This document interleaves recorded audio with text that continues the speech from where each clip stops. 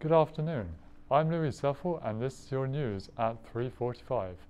The owner of a fun fair that was targeted by arsonists has told Solent Journalism he's overwhelmed by the support of the community. It's raised thousands of pounds to help pay for repairs.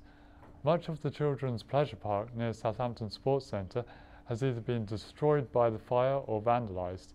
Hannah Watkins reports. Fred Salter talks through the plans for a new party room at Southampton's Children's Pleasure Park. 12 days ago, arsonists destroyed the facilities he spent his life savings creating for the enjoyment of others. But thanks to the donations from the local community, a new one could be up and running by Easter. It's been amazing. It's not just money. We've had people who are taking days off, helping us, volunteers. We've managed to do 2 weeks' work within a couple of days. Absolutely fabulous. And we've raised about £3,000 for the new party room, so brilliant. The pleasure park has been at Southampton's Sports Centre for 43 years and was opened by Fred's parents, Donald and Betty Salter. They passed away within days of each other in 2014. It was Fred's parents' inheritance that he used to refurbish the park, which made it all the more upsetting to see their work in ruins. We think it was some burglars or some young people that were trespassing and that set fire to it in the end, which is terrible really, because it's just for the community, isn't it? But it's the community. This park rises.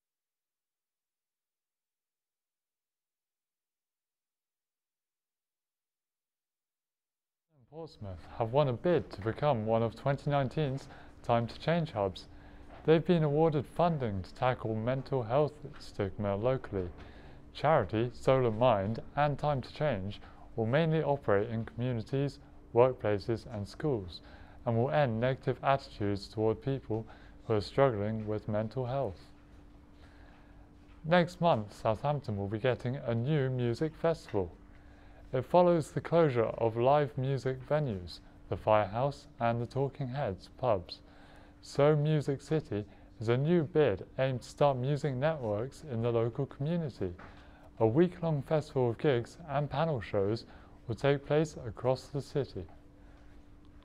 The Art House will be hosting a series of events to celebrate the local transgender community. Astrotrans is a week-long event from March 26th leading up to the International Trans Day of Visibility on March 31st. But next Tuesday, the Art House will feature artwork from transgender, non-binary and non-conforming artists. Co-op has changed its plastic bag to a more environmentally friendly version. They're compostable and will break down within 12 weeks. They'll also double up as a food waste bag. Co-op said it was the first step toward their plan to phase out all packaging. Hampshire County Council has released plans to improve a major Southampton road. The proposal includes widening the Portsmouth Road junction in Basildon in order to include a third lane. They also plan to restrict access to the Tesco store.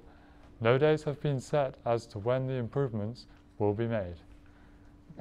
Sport now, and Cricket World Cup trophy has paid a visit to Southampton Guildhall.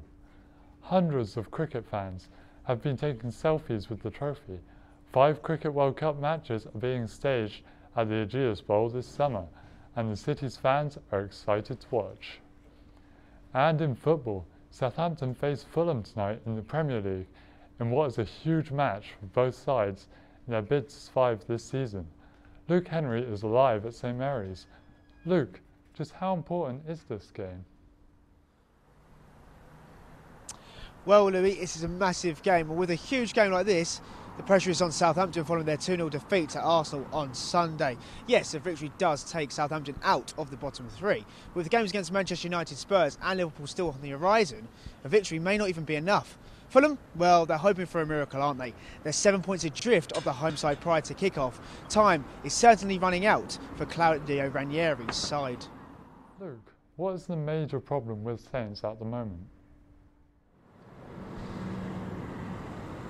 Well, it's goals. Not only are Southampton in the bottom 3, they're also in the bottom 5 for the amount of goals scored this season in the Premier League. It does seem to be a recurring theme. Only 6 goals scored since the turn of the year, and with Charlie Austin and Shay Long out of form, Michael Opafemi and Danny Ings injured, Southampton fans are questioning where exactly the goals are going to come from.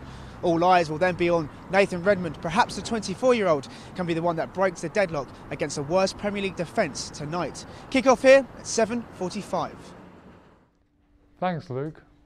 Well, it's certainly been a lovely day weather-wise, with temperatures in Southampton reaching almost 17 degrees. It's a complete contrast to last year, when snow was falling all over the country. So, how does the city look in the spring sunshine? Matt Duronsky has been finding out. Southampton is experiencing its warmest winter's day since records began for the 3rd day running.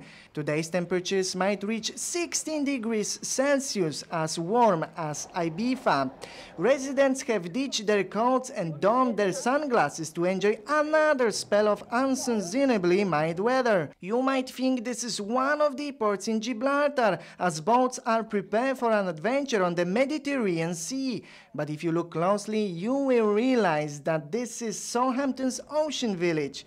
The warmth is a stark contrast to last February's beast from the east, which plunged temperatures below freezing and brought heavy snowfall across the country. But there are certainly no snowflakes in these skies today. That's all from us for today. You can find all our stories and more online. Head to solentjournalism.co.uk. Have a great evening.